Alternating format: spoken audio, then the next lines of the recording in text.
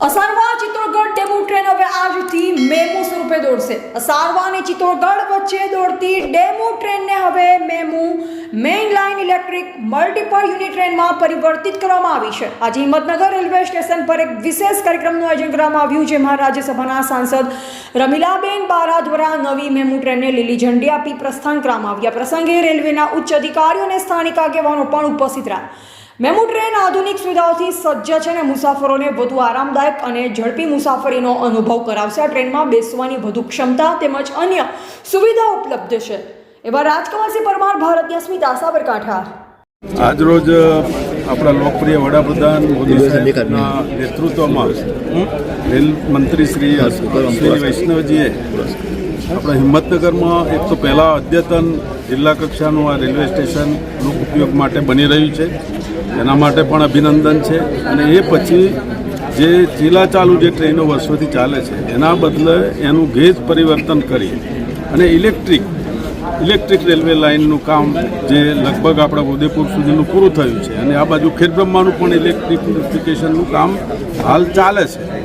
એટલે આવા નવા પ્રોજેક્ટો આપણા લોકપ્રિય વડાપ્રધાન મોદી સાહેબ ગુજરાતના છે, અમિત શાહ સાહેબ પણ અહીંના છે અને એના કારણે સમગ્ર આ વિસ્તાર છે એને રેલવેની કનેક્ટિવિટી અથવા નેશનલ હાઈવેની જે કનેક્ટિવિટી છે એ માનનીય આપણા રાજ્યસભાના સાંસદ રમીલાબેન બારા, લોકસભાના શોભનાબેન બારૈયા અને આપણા જિલ્લાના સર્વે આગેવાનોએ રજૂઆતો કરતા આ જે રેલવેની કનેક્ટિવિટી હોય, મુંબઈથી માનો કે મુંબઈની કનેક્ટિવિટી હિંમતનગરથી હોય, આ બધી રજૂઆતો પણ કરી છે અને કરી રહ્યા છે। એટલે ભવિષ્યમાં પણ અહીંના સાબરકાંઠા જિલ્લાને એનો ઘણો બધો લાભ મળશે। આજે રેલવે વિભાગને, વડાપ્રધાનને હું અભિનંદન આપું છું કે આ ઇલેક્ટ્રિફિકેશનથી ચાલતી આ અસારવાથી ચિત્તોડગઢ એક રાજસ્થાનનું ઐતિહાસિક સ્થળ છે, મહારાણા પ્રતાપ સાથે જોડાયેલું છે।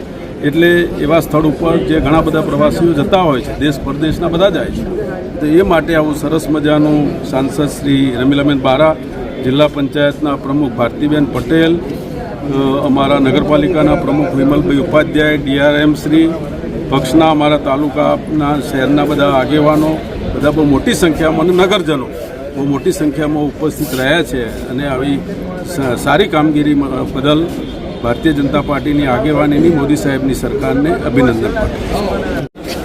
આપણા સૌના આદરણીય આપણા ઉત્તર ગુજરાતના પનોતા પુત્ર, એમના નેતૃત્વ સમગ્ર દેશ જ્યારે વહન કરી રહ્યો છે, વિકાસના પંથે ચાલી રહ્યો છે, ત્યારે એમના નેતૃત્વમાં આપણો રેલવે વિભાગ જે અશ્વિનીકુમાર વૈષ્ણવના નેતૃત્વમાં પણ ખૂબ સારી રીતે કામ કરી રહ્યું છે, ત્યારે આજે આપણા ગુજરાત રાજ્યના હિંમતનગર મુકામે અસારવાથી ચિત્તોડગઢ રાજસ્થાનની જોડે એક સરસ મજાની જે ટ્રેન ચાલતી હતી, જે જૂની કોંગ્રેસના શાસનમાં કોલસાથી ચાલતી હતી, તે ઇલેક્ટ્રિકમાં કન્વર્ટ થઈને આજે એનો શુભારંભ કરવામાં આવે છે।